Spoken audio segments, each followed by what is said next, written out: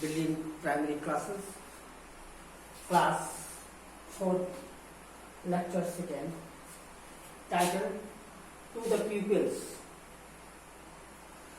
subject English first. Students, अपने पहले lecture में, क्लास 4th के पहले लेक्चर में सब्जेक्ट इंग्लिश में मैंने आपको टू द पीपल्स जो पोएम है इसकी समरी बताई थी, इसका सारांश बताया था, इसका थीम बताया था, किस विषय पर है, और उसके बाद मैंने इसकी मीनिंग्स आपको लिखवाई थी। और मैं आपसे ये उम्मीद करता हूँ कि वो आप मीनिंग ठीक से लर्न कर लें। तो मैं आपको जो कॉन्टेक्स्ट जो आपको पोएम पढ़ाने जा रहा हूँ आज, तो और बेहतर ढंग से आपको समझ में आएगी। मैंने आपको इसका थीम बताया था कि ये जो टू द पीपल्स पोएम है, ये टीचर और स्टूडेंट्स की रिलेशनशिप पर है कि स्टूडेंट्स और टीचर के बीच किस तरह का संबंध होता है और एक टीचर अपने स्टूडेंट्स के कैरियर को बनाने में किस तरह से उसकी मदद करता है। आज मैं टेक्स्ट पर आ रहा हूं कि वास्तव में पोएम क्या है। ये पोएम लिखी हुई, एक बार मैं पढ़ देता हूं ठीक से। एक्सपैंडिंग मैंने बताया था, एक्सपैंड का मतलब होता है विस्तार करना। Expanding like means correct the petals पंखुड़ियां of young flowers. I watch the gentle opening of your minds and sweet loosening of the spell that binds your intellectual energies and powers that stretch like young birds in soft summer hours, their wings to try their strength. आपको जो meaning लिखाई गई है आप ठीक से उसको learn करेंगे। और जिन स्टूडेंट्स ने बुक्स नहीं ली हैं, कम से कम वो अपनी बुक्स जरूर ले लें, ताकि जो भी पढ़ाया जाए टेक्स्ट उनको ठीक से समझ में आ सके, वो अपनी बुक्स में उसको फिर से रिवाइज कर सकें। एक्सपैंडिंग लाइक, एक्सपैंड विस्तार होते, लाइक मीन्स तरह, द पेटल्स मीन्स पंखुड़ियां, पंखुड़ियों की तरह विस्तार होते हुए, ऑफ यंग फ्लावर्स युवा फूलों की पंखुड़ियों की तरह विस्तार होते हुए। आप इसको दूसरे शब्द में कह सकते हैं, युवा फूलों की जगह आप कली कह सकते हैं, कली की पंखुड़ियों की तरह विस्तार होते या फूलों की पंखुड़ियों की तरह विस्तार होते हुए। आई वॉच में देखता हूं the gentle opening of your mind, मैं देखता हूं the gentle opening of your mind. Gentle का मतलब है यहाँ धीरे धीरे ओपन होते हुए, धीरे धीरे खुलते हुए, ऑफ योर माइंड, आपके मस्तिष्क को।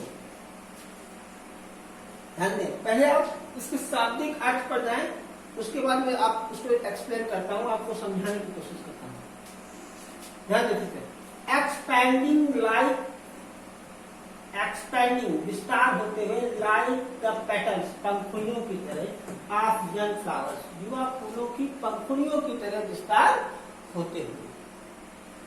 I watch the gentle opening, मैं देखता हूं धीरे धीरे खुलते हुए, ऑफ योर माइंड्स, तुम्हारे मस्तिष्क को। अब कौन देख रहा है और क्या देख रहा है? यहां पर देखने वाला आई कौन है? आई है टीचर।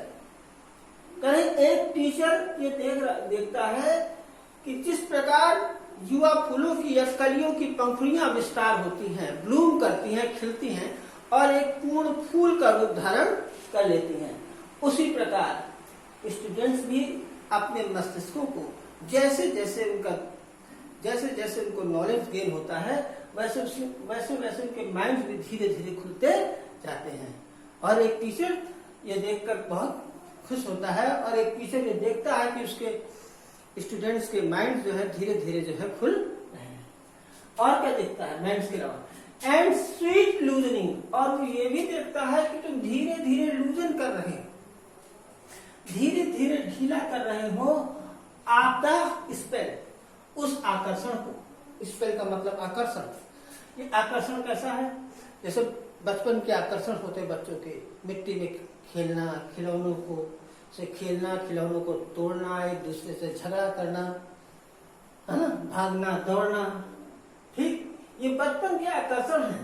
इनसे कैसे तुम जो है इनको ढीला कर रहे हो, मतलब कैसे इनसे बाहर आ रहे हो। दैट बाइंड्स, जो बांधते हैं। कौन बांधते हैं? यही बचपन के आकर्षण बांधते हैं। क्या? योर इंटेलेक्चुअल एनर्जीज, आपकी बौद्धिक ऊर्जाओं को, एंड पावर्स, और शक्तियों को। जो बचपन के आकर्षण है आपके, यही आपके दिमाग को खुलने नहीं देते, क्योंकि सारा दिमाग आपका वहीं पर शैतानियों में लगा रहता है। तो एक टीचर जब देखता है कि जो उसके स्टूडेंट्स, एक टीचर ये देखता है कैसे उसके स्टूडेंट्स जो है बचपन के आकर्षण से बाहर आ रहे, धीरे धीरे उन आकर्षणों से मुक्त हो रहे हैं। वे आकर्षण जो उसकी बौद्धिक ऊर्जाओं को और उसकी बौद्धिक शक्तियों को बांधे हुए। आखिर की 2 लाइन में जरा सा आप को ध्यान देना है। इसमें ये कंपेयर कर रहा है कि जैसे पक्षियों के बच्चे होते हैं, है ना, तो जब पक्षियों के बच्चों के जो उड़ने की क्षमता होती है, ठीक है, उसके लिए उनके लिए गर्मी की ऋतु जो है सुखद मानी जाती है। तो जिस प्रकार पक्षियों के बच्चे सुखद गर्मी की ऋतु में, मतलब उस ऋतु में जो उनके उड़ने के लिए उपयुक्त होती है, तो जिस प्रकार पक्षियों के बच्चे सुखद गर्मी की ऋतु में या उचित समय आने पर अपने पंखों की विंग्स, अपने पंखों की शक्ति को जिस प्रकार वो टेस्ट करते हैं, उसी प्रकार एक टीचर भी उचित समय पर अपने स्टूडेंट्स की जो एबिलिटी होती है, जो उनकी क्षमता होती है, उसको चेक करता है, उसको टेस्ट करता है। और जब ये देखता है वो कि उसके जो स्टूडेंट्स हैं वो उसकी परीक्षा में खरे उतरते हैं, तो बहुत खुश हो जाता है, बहुत हैप्पी हो जाता है, बहुत प्रसन्न हो जाता है। ध्यान दें, दैट स्ट्रेच, ये ब्रैकेट में लिखा है, यहां से यहां तक ब्रैकेट में है।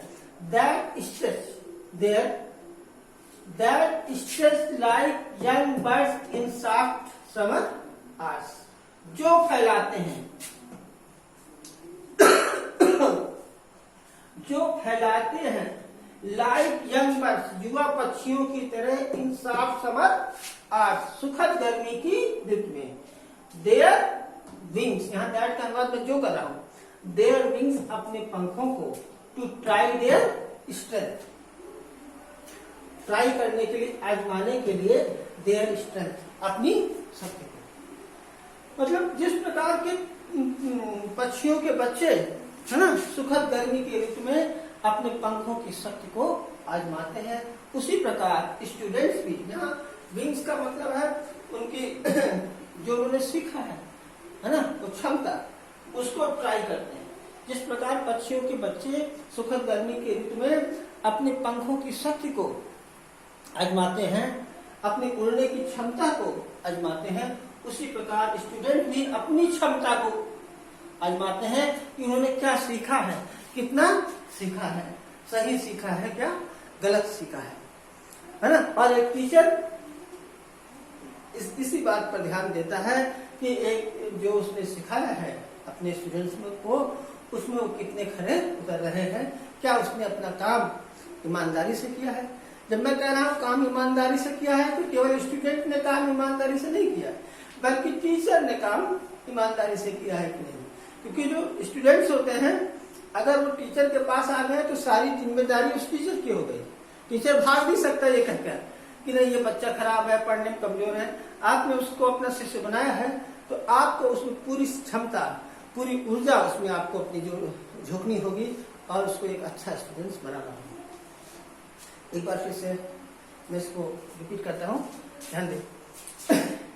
Expanding like the petals of young flowers, expanding like the petals of young flowers, विस्तार होते हुए, लाइक द पेटल्स, पंखुड़ियों की तरह, ऑफ यंग फ्लावर्स, फूलों की पंखुड़ियों की तरह विस्तार होते हुए, है ना। आई वॉच, मैं देखता हूँ, द जेंटिल ओपनिंग, धीरे धीरे खुलते हुए, ऑफ योर माइंड्स, आपके मस्तिष्कों को, आपके माइंड्स को, आपके दिमाग को, आपके ब्रेन को। और मैं ये भी देखता हूँ कि स्वीट लूजनिंग, आप धीरे धीरे ढीला कर रहे हो, धीरे धीरे बाहर आ रहे हो, आप द स्पेल, उस आकर्षण से, दैट बाइंड्स, जो कि बांधता है, योर इंटेलेक्चुअल एनर्जीज, आपकी बौद्धिक ऊर्जाओं को, एंड पावर्स, और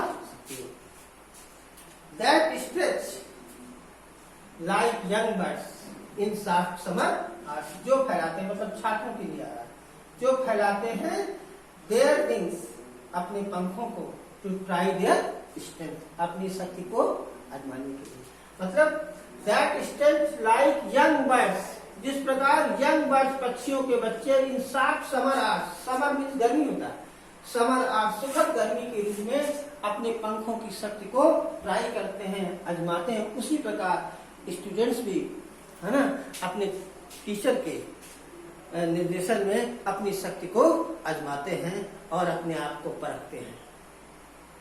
ये पूरा टेक्स्ट हुआ, मैंने आपको इसको 2 बार बताया है, आप एक और बार इसको पढ़ेंगे और उसके बाद मीनिंग लर्न करेंगे। उसके बाद ब्रिलियंट स्कूल ग्रुप पर आप कमेंट कर सकते हैं। अगर आपको ठीक से क्लियर नहीं हुआ है तो मैं दोबारा अगले लेक्चर में आपको फिर से बताने की कोशिश करूंगा। पूरी मेहनत से इसको आप पढ़ेंगे, आप अपनी बुक्स ले लीजिए, आपका होमवर्क यही है कि आप मीनिंग लर्न करेंगे, ठीक से इसको दोबारा पढ़ेंगे। अभी इसका एक पार्ट और है इस पोएम का, वो मैं आपको अगले लेक्चर में पढ़ाऊंगा। Thank you for today, thank you very much.